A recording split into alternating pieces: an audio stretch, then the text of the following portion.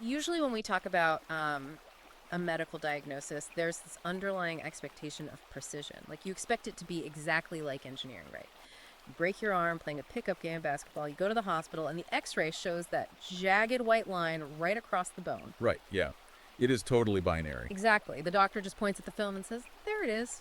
It is an objective reality that literally nobody can argue with. I mean, the bone is either intact or it is fractured. Yeah, broken or not broken, it is incredibly clean.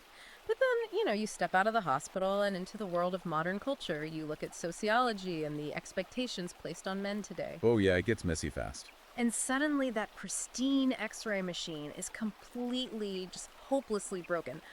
We are looking at a diagnostic landscape right now that is, honestly, it is so murky.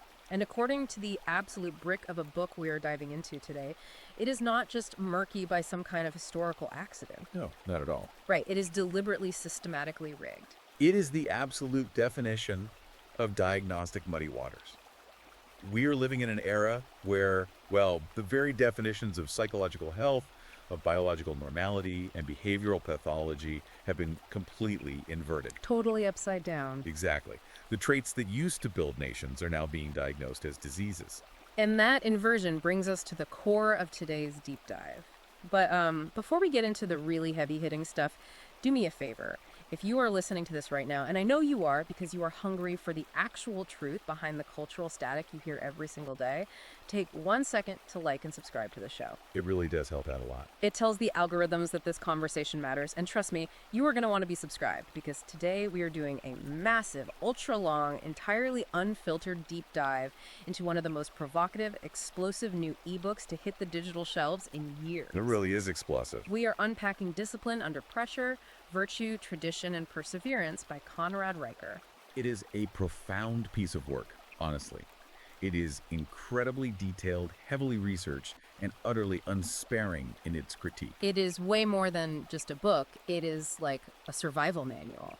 If you are a man trying to navigate a world that constantly, implicitly demands your strength, while simultaneously punishing you the second you show it, this deep dive is specifically for you. Absolutely. We are going to unpack the intellectual, biological, and historical foundations of the modern men's rights movement and what is often called the red-pilled manosphere. Specifically, we are analyzing Riker's core, unyielding argument. Which is fascinating, by the way. Right, that Western institutions haven't just slowly drifted off course due to incompetence.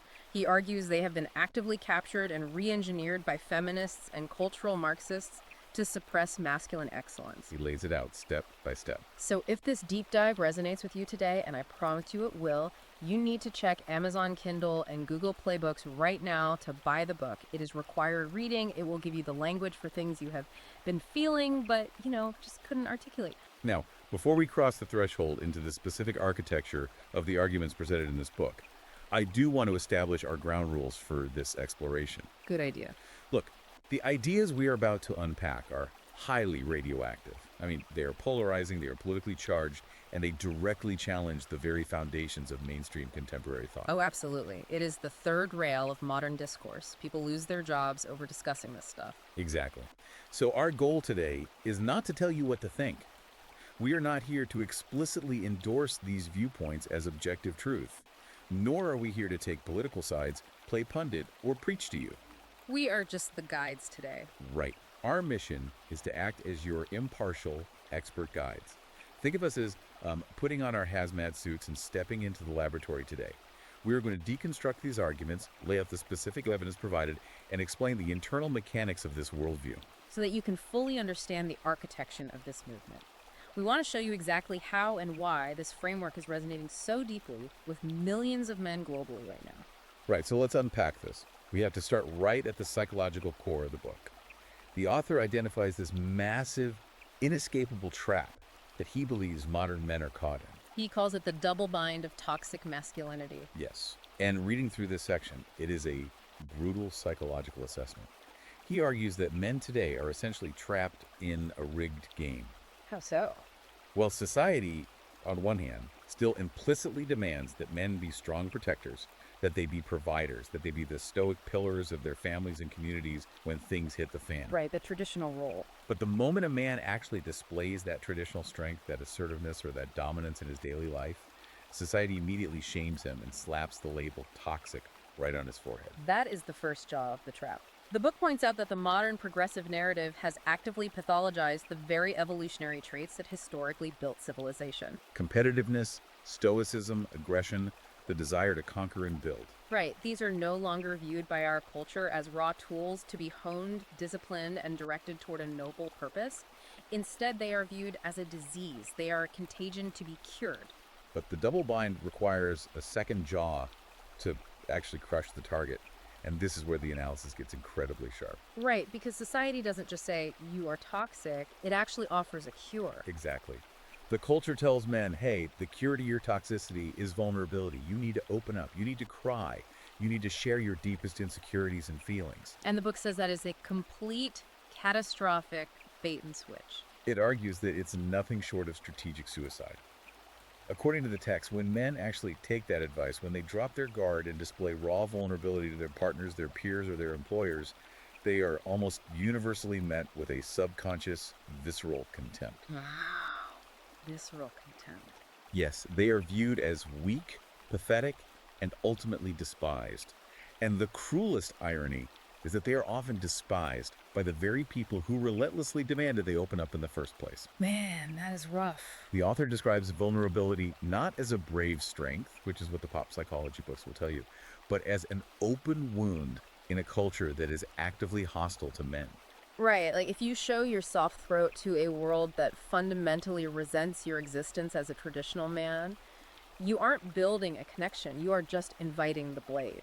Exactly. I love the analogy you can draw here. It sounds exactly like being put in a rigged carnival game. You know, the one where the rings are physically too small to fit over the bottles, no matter how perfectly you throw them. That is a great way to picture it. You step up, you throw the ring of traditional strength and stoicism, it bounces off, the alarms ring, and you are labeled toxic. So you try a different approach. You throw the ring of emotional vulnerability and softness. It bounces off again. Right, the alarms ring. And you are labeled weak and discarded. So what is the actual mechanism here? What does this impossible game do to the psychology of an entire generation of men who are trying to figure out how to exist? What it creates is exactly what is termed in the book as the masculine void. When there is no acceptable path forward, when every single direction a man steps leads to social or professional condemnation, men don't just keep playing the rigged game. Right, they just check out. Completely. They become paralyzed. They stop playing. If a man cannot be strong without being branded an oppressor, and he cannot be weak without being viewed as pathetic and undateable, he simply withdraws his participation from society. And the book connects this psychological paralysis directly to the hard data we are seeing right now. Skyrocketing male suicide rates, plummeting college enrollment for young men, and the massive epidemic of prime-age men just dropping out of the workforce entirely. We are looking at a generation of men who have been hollowed out. Left entirely without a sanctioned purpose. And the book argues this purpose vacuum is an existential threat to civilization. It creates what is called the fatherless factor. Right, where men, systematically stripped of their core identity as providers and protectors, are effectively replaced by the state. The matriarchal welfare system becomes the new husband and father, and the actual human men are rendered entirely obsolete. Okay, I have to push back here though. Let's say we accept the premise that modern vulnerability is a total trap, an open wound, as he calls it. What is the alternative being presented? That is a fair question. How does a modern man process the intense, crushing pressure of life? You know, job loss, divorce, economic stress, without just resorting to the kind of emotional repression that, historically speaking, leads to a massive psychological breakdown. Like the 1950s model. Yeah, the stuff it down and drink yourself to sleep model. That had its own massive casualty rate. So if vulnerability is out, what is the actual mechanism for survival? That is an essential question. And it is the perfect logical bridge into how the author grounds his entire philosophy. To escape the psychological trap created by modern culture, he argues that you have to bypass culture entirely. Okay. So no more sociology. Exactly. You have to stop looking to sociologists for answers and reconnect with hardwired, irrefutable biological truths. He asserts that what modern progressives sneeringly call emotional repression is actually a profound misunderstanding of the male biological superpower, which is emotional regulation. Wait, explain the difference there because I think a lot of people conflate the two. Repression is ignoring a feeling out of fear until it destroys you. Regulation is feeling the pressure, acknowledging the reality of the threat, and using sheer disciplined will to compartmentalize it so that you can continue to function. To protect the people relying on you. Right, and this is where the book makes a hard pivot from sociology into hard science. The author completely unequivocally rejects the prevalent academic idea that gender is merely a social construct, a performance we just invented. To prove this, he brings up the iron law of anisogamy. Yes. This part was fascinating. Actually, I had to look this up when I was reading it. It is the biological bedrock of his argument. Anisogamy is a principle established by evolutionary biologists Parker, Baker, and Smith back in 1972. It is the foundational cellular disparity between the sexes. Okay, break that down for us. Anisogamy refers to sexual reproduction involving the fusion of two completely dissimilar gametes. Let's look at the mechanics of this. The female gamete, the egg, is massive on a cellular level. It is rare, it is metabolically expensive to produce, and a woman only has a finite number of them in her lifetime. Right, so they are incredibly valuable. Exactly. Therefore, from an evolutionary standpoint, the egg must be guarded. It requires a massive investment of resources to nurture into life. On the exact opposite end of the spectrum, the male gamete, the sperm, is minuscule. And super abundant, right? Overwhelmingly abundant. And it is incredibly cheap for the body to produce by the millions every single day. Right, so the biological cost of reproduction is vastly astronomically different between the two sexes right out of the gate. Exactly. And the author argues that this fundamental microscopic cellular disparity is the absolute root of cross-cultural gender roles spanning over 200 millennia of human history. Because sperm is cheap and eggs are expensive. Yes, men are biologically engineered to be the disposable vanguard. They are wired to compete aggressively, to take massive physical risks, and to venture into dangerous environments to secure the resources necessary to support the resource-heavy female. Wow, okay. The male nervous system is built for a high-risk, high-reward existence.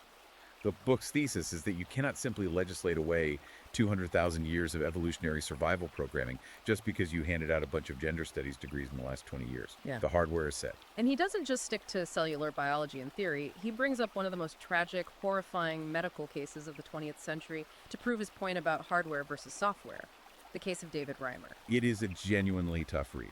It really is, but it is absolutely central to understanding his argument about the immutability of gender. It is treated as the smoking gun for the thesis that biology is destiny. We have to look at the history here.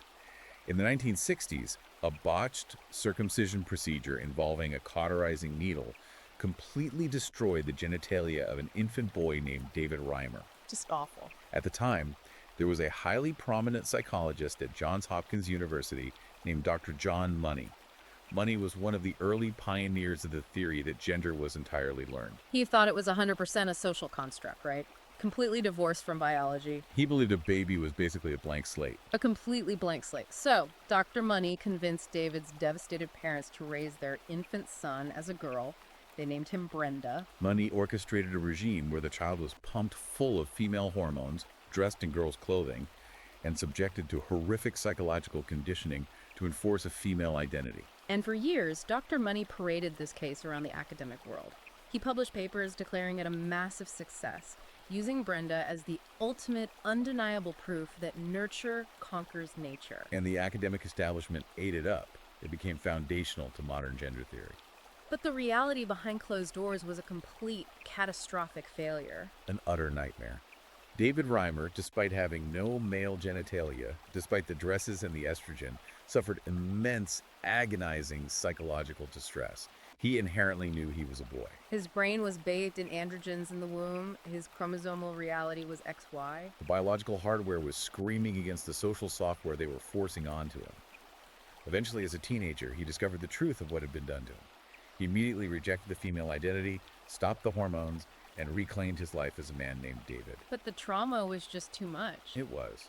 Despite getting married and trying to build a life, the profound psychological and physical trauma inflicted by this arrogant ideological experiment ultimately led to his tragic suicide in his late 30s. Man, that is so sad. The author uses this horrific story to state definitively, you cannot surgically or socially construct gender. The biological hardware always ultimately dictates the software. So, to build on that tech analogy, the author is basically saying that modern progressive society is frantically trying to run iOS software on an Android phone. They keep pushing the update, they keep screaming at the phone to run the app, but the hardware just isn't built for it. And so the entire system is crashing. Right. The male brain is crashing, and he points to the actual biology of resilience to explain why it's crashing. There is a fascinating 2018 study published in Nature Communications that he cites. Yeah. It looks at how the male brain processes stress. It shows that acute stress actually improves glutamate transmission in the prefrontal cortex. And we need to explain the mechanism of what that actually means because it's brilliant. Glutamate is the most abundant excitatory neurotransmitter in the human brain. So it's basically the signal that tells neurons to fire. Exactly. It's essentially the chemical signal that tells your neurons to fire rapidly and efficiently.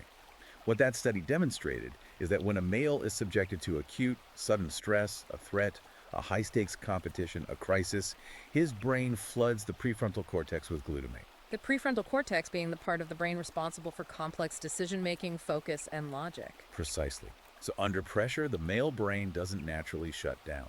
It chemically shifts into hyperfocus. It is an evolutionary trait meant to help a hunter lock onto prey or a warrior lock onto an incoming threat. That is wild. The author ties this biological mechanism directly to the concept of anti-fragility, a brilliant term coined by the risk analyst Nassim Nicholas Taleb. Let's break down anti-fragility for the listener because it's distinct from just being tough, right? Right. Taleb maps it out simply. Fragile things break under pressure, like a teacup. Robust things resist pressure, but they stay exactly the same, like a rock. But anti-fragile things are unique. They actually get better. Yes. Anti-fragile things actually require volatility, shock, and pressure to grow stronger. The author argues that male biology is the ultimate expression of anti-fragility. Think about how the human body works. How do you build muscle? You don't do it by resting. Exactly. You go to the gym, you lift heavy weights, and you literally inflict micro tears into the muscle fibers. You damage them. And in response to that specific stress, the body overcompensates and builds the muscle back thicker and stronger. Same with bones, right? How do you increase bone density? You subject the skeletal system to physical load and impact. So the masculine psyche functions exactly the same way as a muscle or a bone.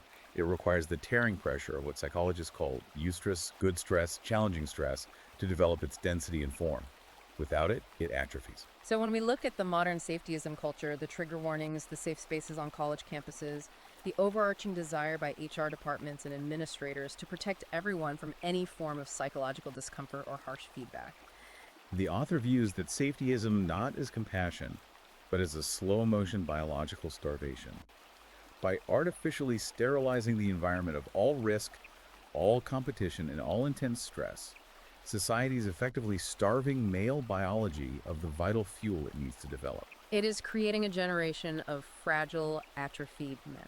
Men who shatter at the very first sign of real-world pressure because they have been systematically denied the environmental inputs that would make them formidable. I hear that, and the biology makes a ton of sense. But I have to play devil's advocate here because if I'm listening to this, I'm thinking, how does the book differentiate between a healthy biological drive for dominance, this anti-fragile growth, and just destructive, chaotic, violent aggression? A very common critique. Right, because if we just throw our hands up and say boys will be boys and unleash raw, unmitigated biological drive, doesn't all of human history show that can lead to absolute tyranny, warlords, and violence?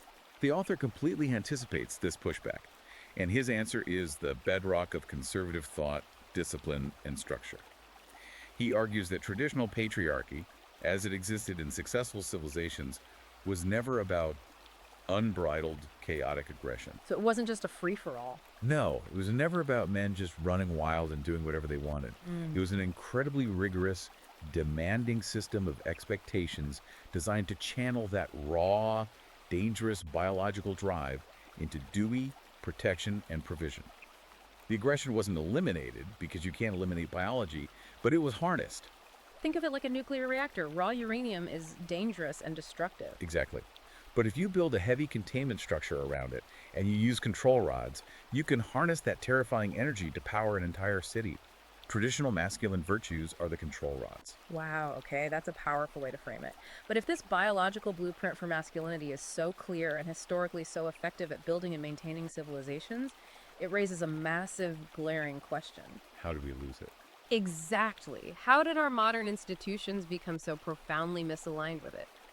If this hardware is so baked into our DNA, how did we end up in a culture that seemingly hates it and wants to medicate it out of existence? And this is where the book transitions from biology into a deep dive on modern history. The author argues that this cultural hatred of masculinity wasn't an accident. It wasn't just a natural cultural drift over time. Right. He points to a deliberate, calculated historical infiltration, a slow-motion war of ideas that most people didn't even realize was happening. He traces the origin of this ideological shift back to the 1930s. This is when the Frankfurt School, a group of Marxist intellectuals and sociologists who were fleeing the rise of Nazi Germany in Europe, brought their philosophy to the United States. Specifically setting up shop at Columbia University in New York. We have to understand their mindset at the time. These intellectuals were confused and disappointed. Disappointed because the workers didn't revolt. Right. According to orthodox, economic Marxism, the theories of Karl Marx, the working classes of the industrialized world were supposed to inevitably rise up, violently overthrow the capitalist business owners, and establish a communist utopia. But that didn't happen in the prosperous West. The American working class wasn't interested in violently overthrowing capitalism. They wanted to buy a Ford Model T and a house in the suburbs. Capitalism was actually providing them with an increasing standard of living. So the Marxist intellectuals realized they had a massive problem. The economic pitch wasn't working, so they pivoted. They moved from economic Marxism to cultural Marxism. Precisely. And to execute this pivot, they relied heavily on the theoretical work of Antonio Gramsci. Gramsci was an Italian Marxist philosopher who was actually imprisoned by Mussolini's fascist regime. Right, sitting in his jail cell, writing what became known as his prison notebooks, Gramsci realized something profound. He realized that a violent revolution will always fail if the everyday people still believe in the traditional morality and the cultural institutions of the dominant class. You can't just shoot the king if the people still love the concept of the monarchy. Exactly. So Gramsci developed the concept of cultural hegemony. He argued that you do not conquer a stable Western civilization with tanks or guns or violent worker strikes. The West is too strong for that. So how do you conquer it? You conquer it by seizing its cultural narrative. It's what later became known as the Long March through the institutions. You take over the educational systems, the universities, the media, the entertainment industry, and eventually the courts. You don't change the laws first. You slowly, patiently rewrite the underlying definitions of what is considered normal, what is virtuous, and what is pathological. It's exactly like termites in the foundation of a house. Oh, that's a perfect analogy. Think about it. The outside of the house looks exactly the same for decades. The paint is fine, the roof is intact, the lawn is mowed. You think everything is completely stable. But beneath the surface, Right. Beneath the surface, the structural integrity of the wood is being systematically eaten away from the inside out.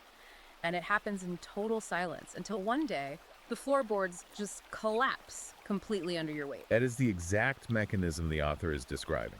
And to carry your termite analogy further, he points to specific figures who acted as the queen termites, establishing the colonies inside our institutions. He highlights Paulo Freire. Oh, Frere. Who is that? He was a Brazilian educator who wrote a highly influential book in 1968 called Pedagogy of the Oppressed. Now, unless you went to school for a degree in education, you probably haven't heard of Freire.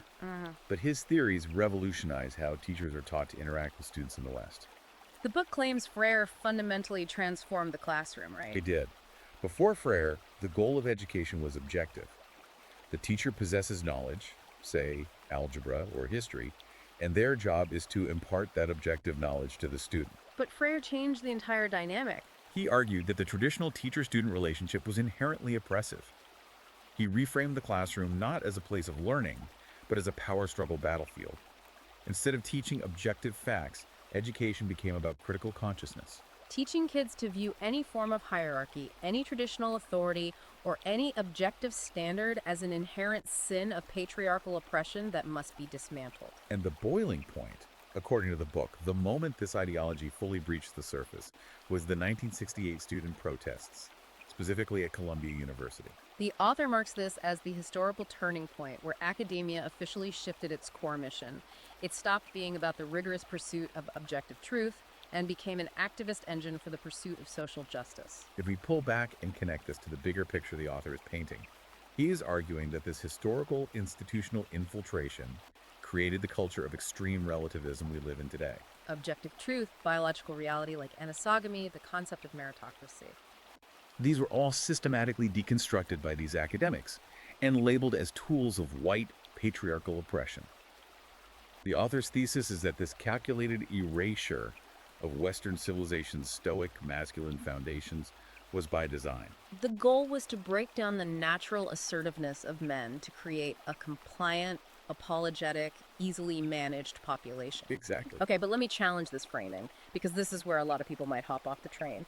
Is the author arguing that this is a massive, smoke-filled room, highly coordinated conspiracy, like a bunch of guys in dark cloaks sitting around a table plotting the downfall of men over the course of a century? I know, it sounds like a movie plot. Right. Or is he saying this was just a slow, natural evolution of academic philosophy that kind of snowballed out of control? Because the conspiracy angle is really hard to swallow. He actually frames it less as a secret coordinated cabal and more as a highly successful self-replicating ideological virus.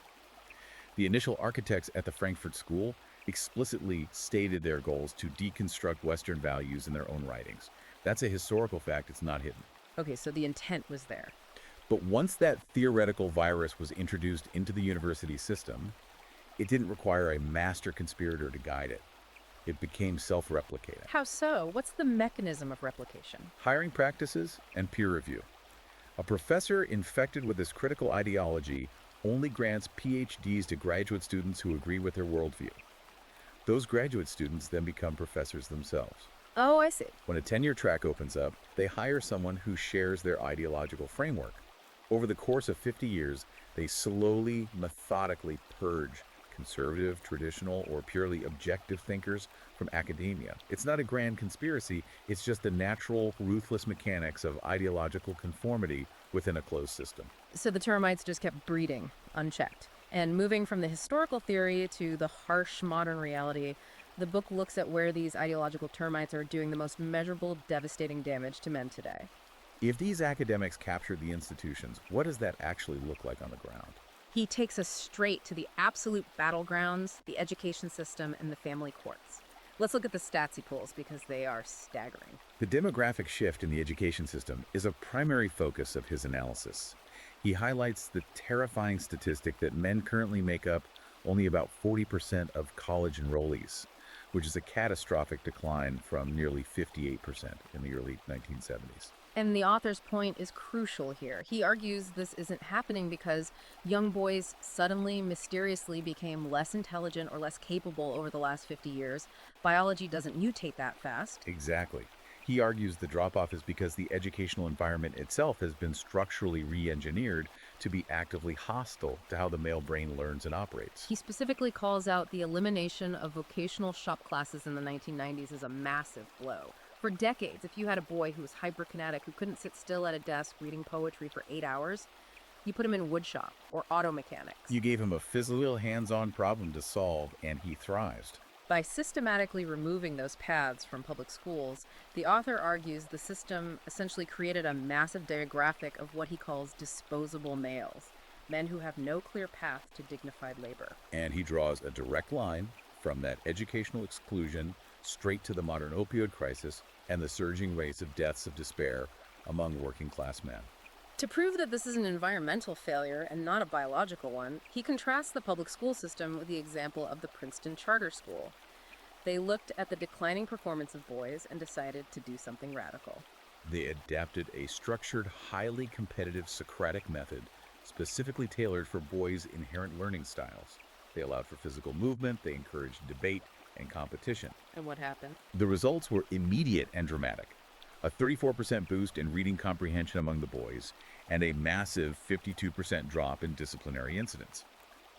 The author uses this data point to prove that when you stop pathologizing boyhood energy, when you stop diagnosing a boy's natural kinetic drive as ADHD and drugging him with amphetamines just to make him sit still and act like a compliant girl, and instead provide rigorous competitive structure, boys thrive. He even notes the disastrous 1920s Soviet experiment with completely gender-neutral education. Oh, that's a fascinating piece of history. The Bolsheviks tried to abolish all gender distinctions in schools, treating boys and girls exactly the same. It resulted in such profound social chaos, delinquency, and academic failure that the Soviet state eventually had to quietly revert to traditional sex-segregated learning models. It's a historical lesson the author says modern progressives are willfully, blindly ignoring. And listen, if his breakdown of the education system makes you angry, his analysis of the family court system is just harrowing. He describes the modern family court not as a place of justice, but as a bureaucratic apparatus designed specifically to harvest men.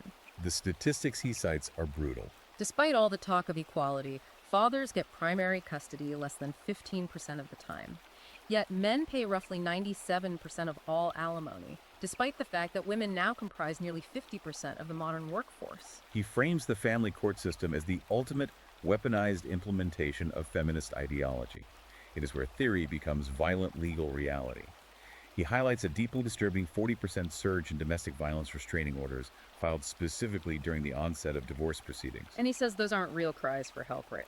According to his analysis, the vast majority of these are not genuine, terrified cries for physical protection. They are cold, tactical legal weapons. A lawyer advises a woman to file a restraining order because it immediately removes the man from the home, secures de facto primary custody of the children for the mother, and paints the father as a violent abuser to the judge. All without requiring the actual burden of criminal proof. It's a legal checkmate before the game even begins. And he also brings up the cancellation of Dr. Richard Gardner, which is a wild story I had never heard before. Dr. Gardner was a highly respected psychiatrist who identified and coined the term parental alienation syndrome, or PAS. This is the phenomenon where, during a bitter divorce, one parent systematically, psychologically brainwashes a child to fear and hate the other parent, which statistically is usually the father. Yes. Gardner's work was groundbreaking because it finally gave a clinical diagnosis to the emotional abuse fathers were experiencing. But the book argues that Gardner was systematically targeted and professionally destroyed by the feminist legal establishment. Why? Because his diagnosis of PAS threatened their incredibly lucrative litigation strategies. Exactly. If a judge recognized PAS, a mother could lose custody for emotionally abusing the child. By launching a smear campaign against Gardner and successfully lobbying to keep PAS out of the diagnostic manual, the courts effectively removed a vital legal defense for fathers whose children were being weaponized against them. Furthermore, the author points to the absolute tyranny of a legal concept called imputed income. Wait, explain imputed income to me, because this sounds like something out of a dystopian novel. How can a court tax you on money you aren't actually making? It is arguably one of the most destructive mechanisms in family law. Let's say a man was working on an oil rig making $120,000 a year. He is divorced. Child support is calculated based on that high income. Makes sense so far. A year later, the oil market crashes, he loses his job, and the only work he can find pays $50,000 a year.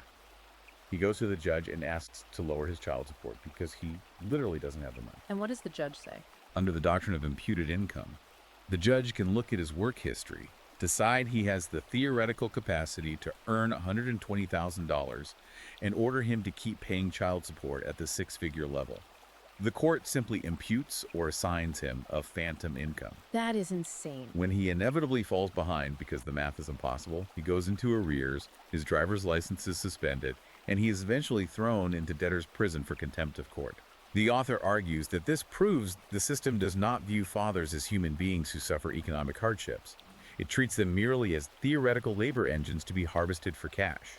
It sounds exactly like trying to play a professional sport where the referee is actively changing the rules in the middle of the game to ensure you lose, and then fining you for having the audacity to complain about it. Totally rigged game. But if the family court system is as profoundly rigged and hostile as the book claims, what is his actual tactical advice for a man who finds himself currently trapped inside that meat grinder?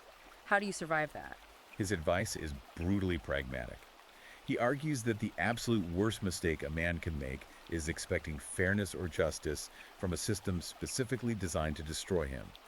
You must drop the illusion of the noble court. So what do you do? He advises men to approach family court with cold, unfeeling, stoic strategy. You must document every single interaction, every text message, every phone call. More importantly, you must completely remove all emotional reactivity. Because they'll use it against you. If your ex-wife tries to provoke you and you get angry, that natural anger will instantly be weaponized against you as proof that you are unstable or dangerous. You must embrace the grim reality that the state views you as a utility, and you must fight not for moral fairness, but for pure strategic leverage. Utilizing the exact same ruthless, dispassionate legal tactics that are being deployed against you. So, no more Mr. Nice Guy in court. You have to become a machine. And the struggle doesn't end after you survive school or after you survive a brutal divorce. The author argues this ideological net follows men right out of the courtroom and straight into the corporate workplace. So if these men are being pushed out of academia and decimated in family courts, they have to go somewhere to survive, right? They still have to earn a living. Let's look at where they spend most of their waking hours. We're looking at section 5 of his argument, corporate castration and the religion of victimhood. This is where the book brilliantly connects the obscure academic theories we discussed earlier directly to the modern, everyday workplace. He dissects what he calls the religion of victimhood and specifically targets the framework of intersectionality. Right, intersectionality, it's a massive buzzword. But what does it actually mean in practice, according to the book? Intersectionality was a legal theory coined by a scholar named Kimberly Crenshaw in 1989. Initially, it was meant to map out overlapping, intersecting systems of discrimination, how being a woman and being a minority might compound the discrimination someone faces. Okay, that makes sense in theory. But the author argues that as this theory leaked out of law schools and into corporate HR departments, it mutated. In practice today, it has created a new, incredibly rigid moral hierarchy. It's an oppression Olympics, where your moral worth in a corporation is determined by how many marginalized identities you can claim. And in this new intersectional caste system, the straight, white, biological male is systematically placed at the absolute bottom of the hierarchy. His opinions matter least, his promotions are least prioritized, and his inherent traits are viewed with the most suspicion. Exactly. And human resources departments are basically acting as the high priests and inquisitors of this new religion. The author says modern corporate HR functions essentially as re-education camps. They do not want your authentic self no matter what the posters in the break room say. They want castrated compliance. They want you to apologize for your inherent privilege. They want you to check your masculinity at the door and sit quietly through mandatory diversity trainings that explicitly demand you suppress your natural competitive male instincts to make others feel more comfortable. What's deeply fascinating here is how the author takes this beyond just corporate annoyance. He links this ideological shift directly to catastrophic, physical, systemic failures in the real world. Like actual disasters. Yes.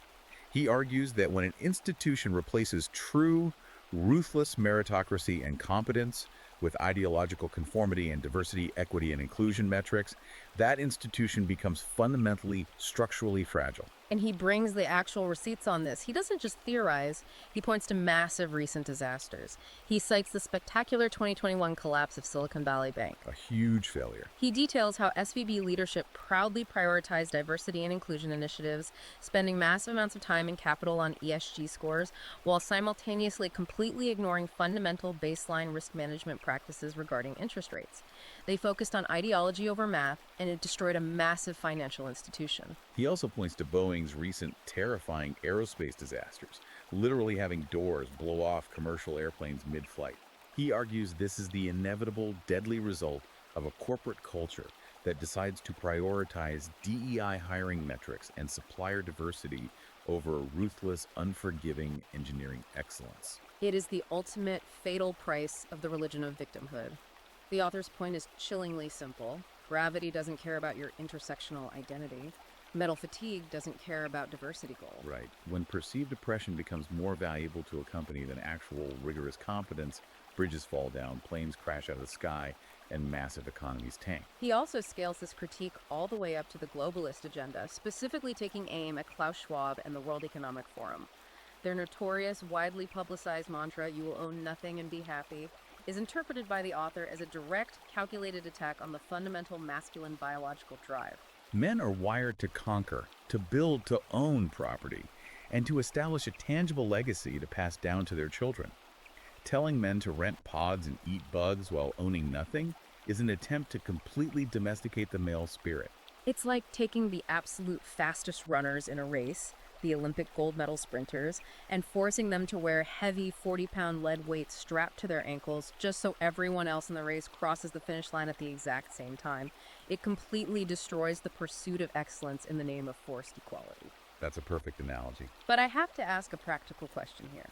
If corporate America is demanding this total ideological submission, and the globalists at the WEF are trying to strip away private ownership, how does the book suggest a man actually make a living today? He has a clear answer for that. How do you build wealth and provide for a family without compromising your soul in a corporate cubicle? Does he just want us to all go live off the grid in the woods? Not at all. His answer is not a retreat into the primitive wilderness. It is the aggressive, strategic embrace of the masculine entrepreneur. The author argues that the only viable solution to the corporate trap is to bypass the HR labyrinth entirely. So you just tap out? You have to tap out of their system and embrace the raw, untamed drive of the founder. And once again, he looks at both modern evolutionary biology and hard historical data to prove that this specific high-risk environment is where men naturally chemically thrive. Right, he backs this up with hard science. He dives into the actual biology of the entrepreneur.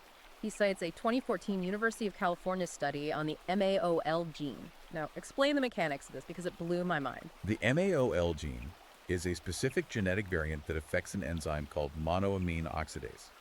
This enzyme is responsible for breaking down neurotransmitters in the brain, like dopamine and serotonin. Okay. Men with the MAOL variant process these chemicals differently, which is linked directly to higher rates of novelty-seeking and entrepreneurial risk-taking behavior.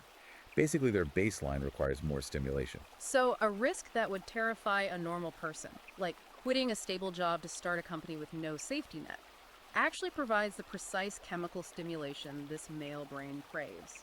The author points out the hypocrisy. This inherent genetic risk-taking behavior might be punished and pathologized in a corporate diversity seminar, but historically, it is the exact biological engine that drives human innovation. Furthermore, he points to a 2018 study in the Journal of Neuroscience regarding how dopamine interacts with the male brain's reward system, which he dubs the founder's addiction.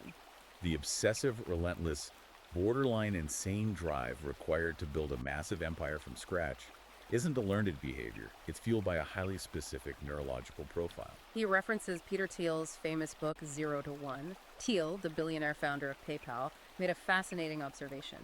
He noted that many highly successful entrepreneurs possess traits that modern society might label as mildly autistic. Meaning they have an extreme, unyielding focus on systems and goals, and they completely ignore social niceties, office politics, or people-pleasing in pursuit of a singular vision. Which is exactly the type of intensely focused, unsocialized behavior the modern education system desperately tries to medicate out of young boys with Ritalin and Adderall. Exactly. And he gives massive real-world examples of this unchained male drive. He talks about Elon Musk famously working 120-hour weeks during Tesla's production hell in 2017. Literally sleeping on the concrete factory floor under his desk because he refused to let the company fail. He brings up Bill Gates doing insane multi-day programming marathons in the early days of Microsoft, eating powdered Tang right out of the jar because he didn't want to waste time cooking.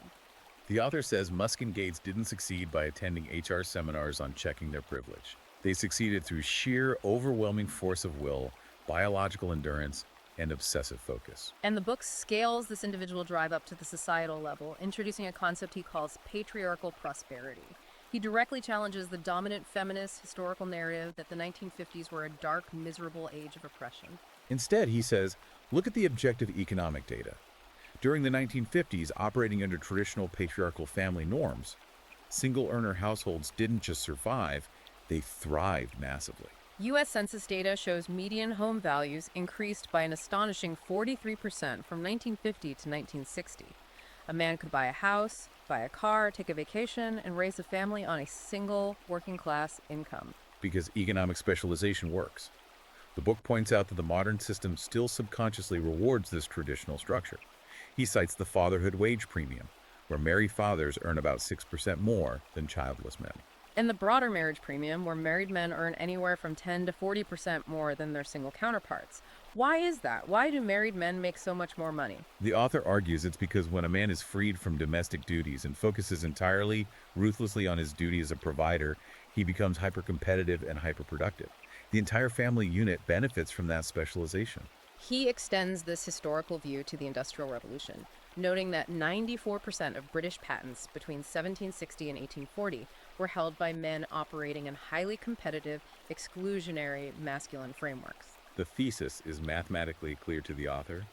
Societies flourish, economies boom, and technological innovations skyrocket when men are allowed to exercise their natural authority and competitive drive without progressive interference telling them to tone it down. He even brings in Robert Putnam's famous sociological data from the book Bowling Alone. Putnam found that community organizations with traditional hierarchical male leadership structures actually maintain a 65% higher civic participation rate than modern, gender-neutral, consensus-based alternative.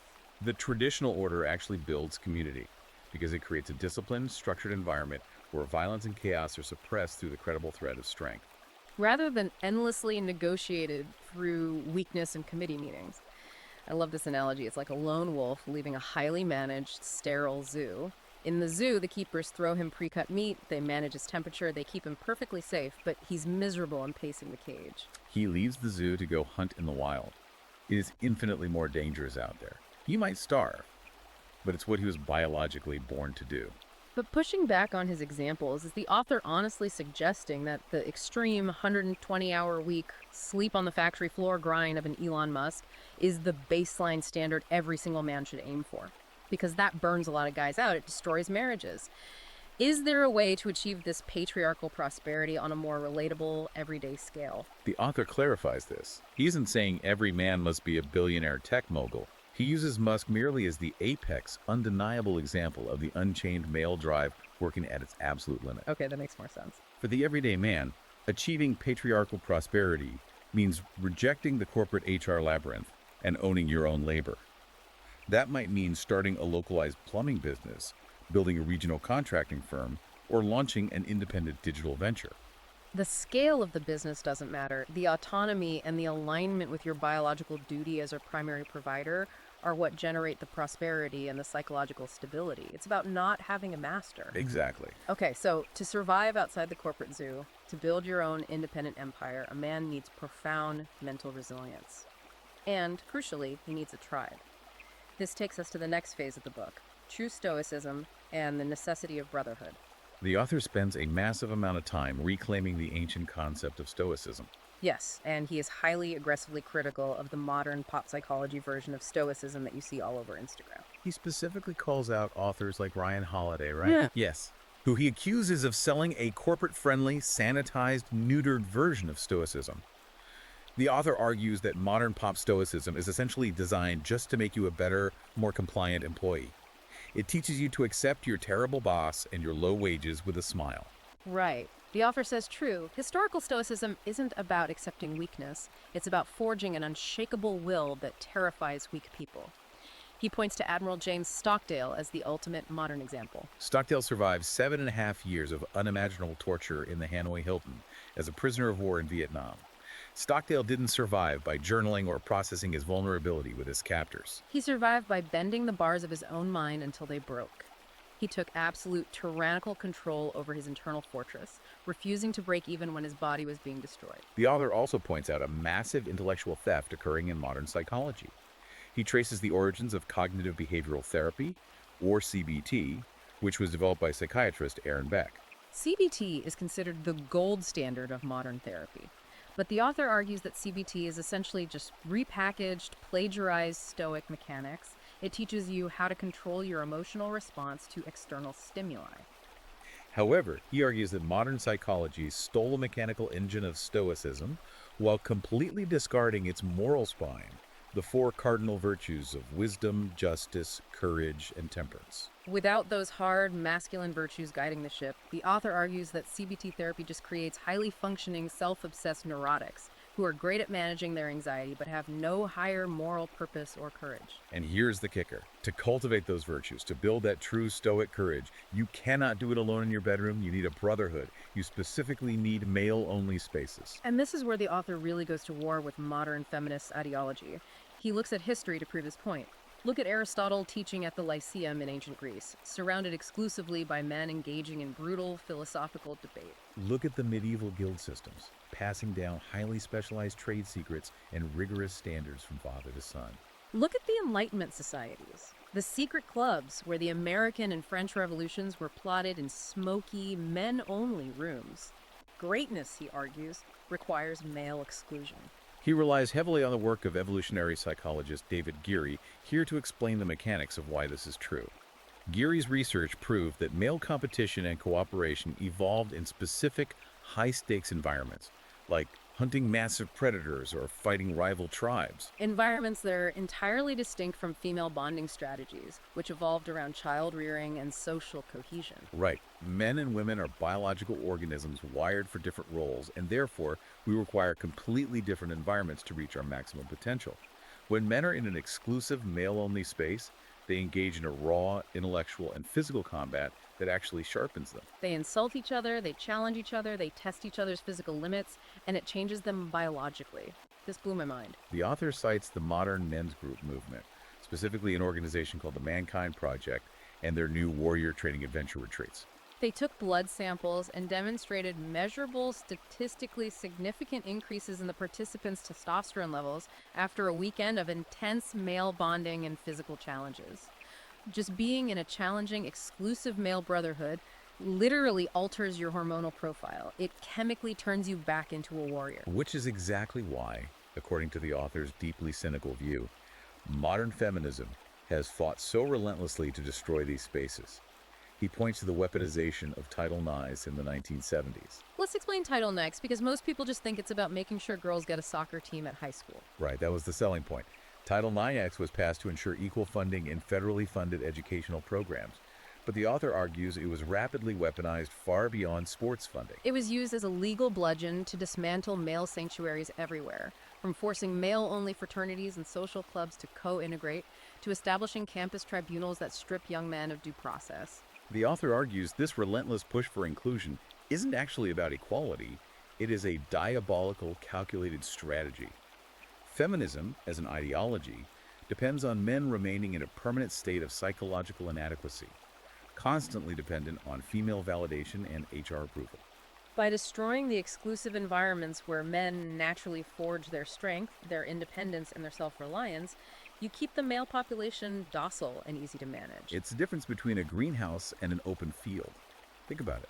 Certain plants, certain crops require an incredibly specific, harsh soil, high winds, and specific weather conditions to force them to grow deep roots and strong, thick stalks. If you take those seeds and try to grow them in a nice, pleasant, climate-controlled greenhouse right next to the delicate orchids, they wilt. They grow tall and thin and snap under their own weight. They need the harshness of the field to become what they are supposed to be. That is an excellent analogy. The male psyche absolutely requires the intense friction of brotherhood to hone its edge. But I've got to ask, if the goal is male excellence, why is the explicit exclusion of women so incredibly central to this framework? Couldn't you just have a positive focus on male bonding, like a men's retreat, without making it aggressively about barring the door to women? Why the strict, hardline segregation? Because the author argues that the mere physical presence of a woman, fundamentally, instantly alters male behavior on a biological level. Men are biologically wired to protect, impress, and accommodate women. So they just act differently. Yes. The moment a woman enters the room, men will subconsciously lower their aggression, they will censor their raw discourse, and they will shift from a state of authentic brotherhood into a performative state of competing for female attention. The unvarnished truth, the brutal, harsh accountability, and the specific competitive dynamics that actually forge masculine strength can only occur when the female dynamic is completely 100% removed from the equation. He argues it's not out of hatred or misogyny, it's out of a necessary biological quarantine to allow for authentic male development to take place. Wow. Which leads us perfectly to the ultimate conclusion of the book. If the institutions are totally captured by Marxists, if the family courts are completely rigged against you, if corporate America wants you castrated and compliant, and if you biologically require male spaces that the government is trying to outlaw, what do you actually do? The author answers this with a blueprint for the future. He says, you build a parallel civilization. This is the culmination of his entire thesis. The author advocates for what he calls the modern citadel approach. He isn't just speaking in abstracts, he provides a tangible working template. He points to the Iron and Ink Collective down in Austin, Texas. In 2018, these men realized the culture was hostile. But they didn't just complain anonymously on internet forums, they used the actual legal code to protect themselves. They established a 501c7 social club. Break down the mechanics of a 501c7 because that is a massive loophole. It is a specific IRS tax-exempt status designed for social and recreational clubs. By organizing legally under this code, Private clubs have massive constitutional protections regarding freedom of association. It means they can legally discriminate regarding who they allow to be members. So, Iron and Ink created a legally protected, exclusive male space.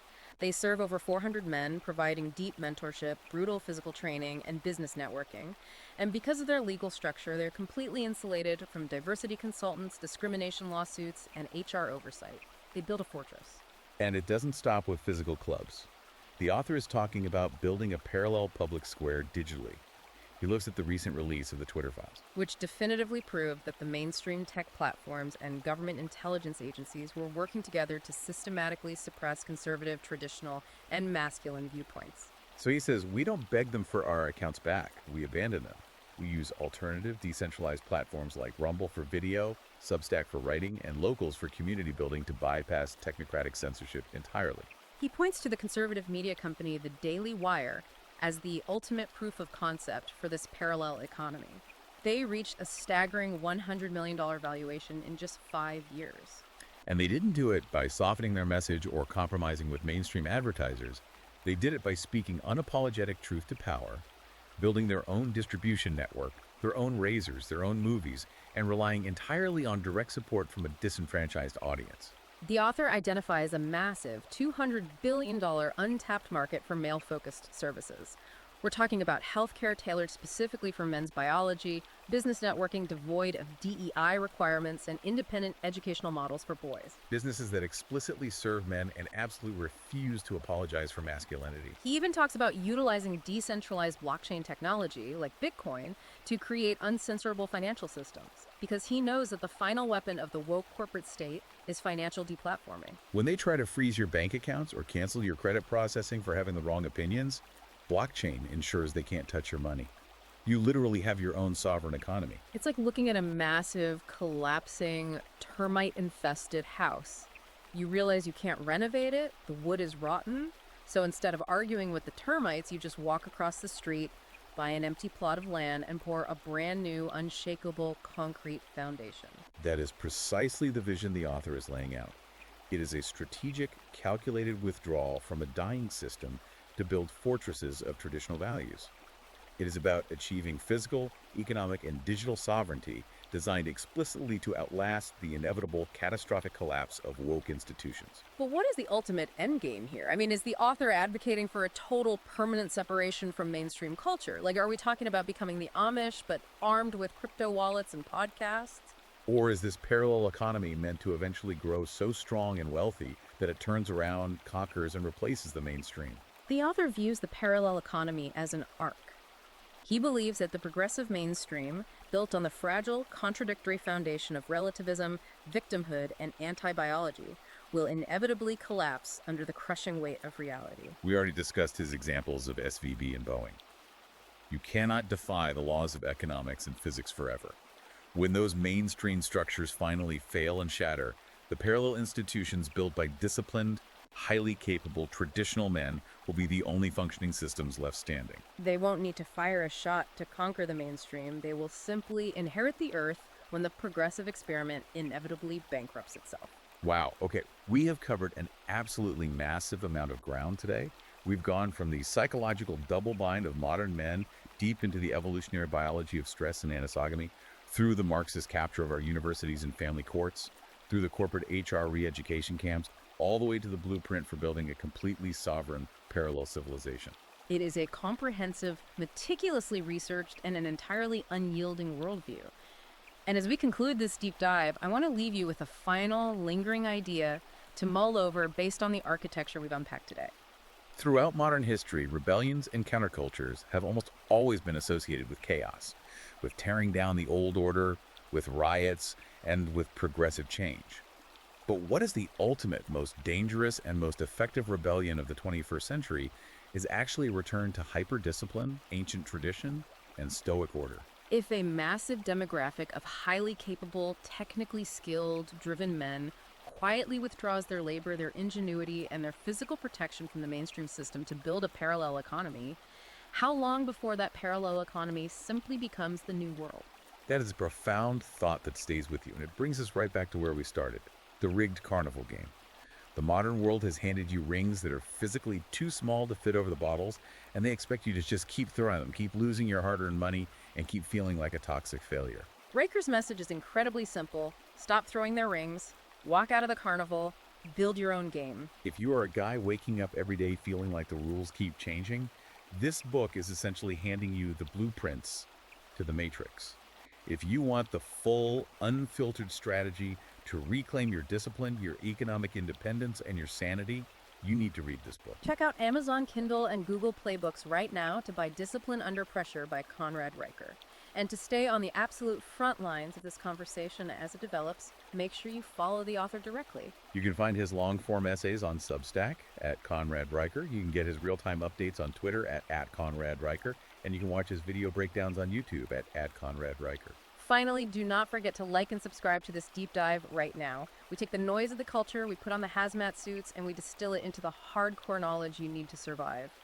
You will not want to miss our next exploration into the sources shaping our world. Until then, stay disciplined.